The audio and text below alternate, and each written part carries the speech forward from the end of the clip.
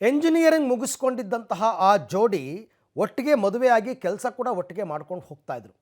ಆದರೆ ಅದೇನಾಯ್ತೋ ಏನೋ ಗೊತ್ತಿಲ್ಲ, ಇಬ್ಬರೂ ಕೂಡ ಕೆಲಸಕ್ಕೆ ಬೈ ಬೈ ಹೇಳಿಬಿಟ್ಟು ಆದಷ್ಟು ಬೇಗ ಕೋಟಿ ಕೋಟಿ ರೂಪಾಯಿ ಸಂಪಾದನೆ ಮಾಡಬೇಕು ಅಂತಕ್ಕಂಥ ತೀರ್ಮಾನಕ್ಕೆ ಬಂದ್ಬಿಟ್ರು.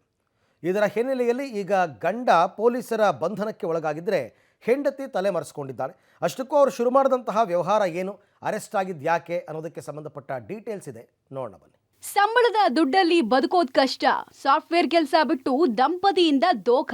ಅಧಿಕ ಬಡ್ಡಿ ಆಸೆ ತೋರಿಸಿ 70 ಕೋಟಿ ವಂಚನೆ. ಬೆಂಗಳೂರಿನಂತಹ ಮಹಾನಗರದಲ್ಲಿ ಎಷ್ಟೇ ಸಂಬಳ ತಗೊಂಡ್ರೂ ಉಳಿತಾಯ ಮಾತ್ರ ಕಷ್ಟ.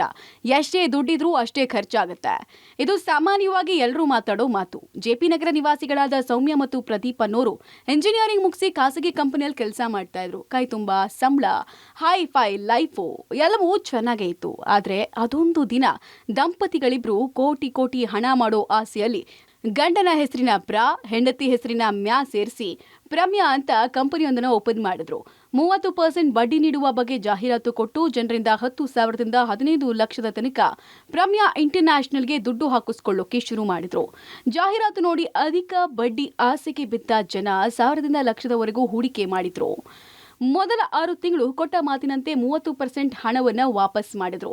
ಈ ವಿಚಾರ ಒಬ್ಬರಿಂದ ಒಬ್ಬರ ಕಿವಿಗೆ ಬಿದ್ದು 2 ವರ್ಷದಲ್ಲಿ ಸುಮಾರು 700ಕ್ಕೂ ಹೆಚ್ಚು ಜನ ಸುಮಾರು 30 ಕೋಟಿಯಷ್ಟು ಹಣವನ್ನ ಹೂಡಿಕೆ ಮಾಡಿದ್ರು. ದುಡ್ಡು ಜಾಸ್ತಿ ಆಗ್ತಾ ಇದ್ದ ಹಾಗೆ ಈ ದಂಪತಿಗಳು ನಾಟ್ ರೀಚಬಲ್ ಆಗೋಕೆ ಶುರು ಮಾಡಿದ್ರು. ಈ ವಿಚಾರ ತಿಳಿದ ಸಿಸಿಬಿ ಆರ್ಥಿಕ ಅಪರಾಧ ದಳ ಸ್ವಯಂ ಪ್ರೇರಿತ ದೂರು ದಾಖಲು ಮಾಡಿಕೊಂಡು ತನಿಖೆಗೆ ಇಳಿದಿದ್ರು.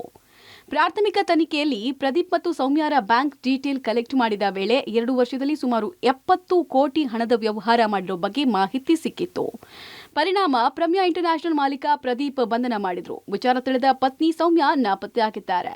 ಸದ್ಯ ಸಿಸಿಬಿ ಪೊಲೀಸರ ತನಿಖೆ ಮುಂದುವರೆದಿದ್ದು, ಪ್ರಕರಣ ಬೆಳಕಿಗೆ ಬರ್ತಾ ಇದ್ದ ಹಾಗೆ ಈ ಟೆಕ್ಕಿ ದಂಪತಿಗಳ ವಂಚನೆ ಕೇಸ್ಗಳು ಹೆಚ್ಚಾಗ್ತಾ ಇದೆ.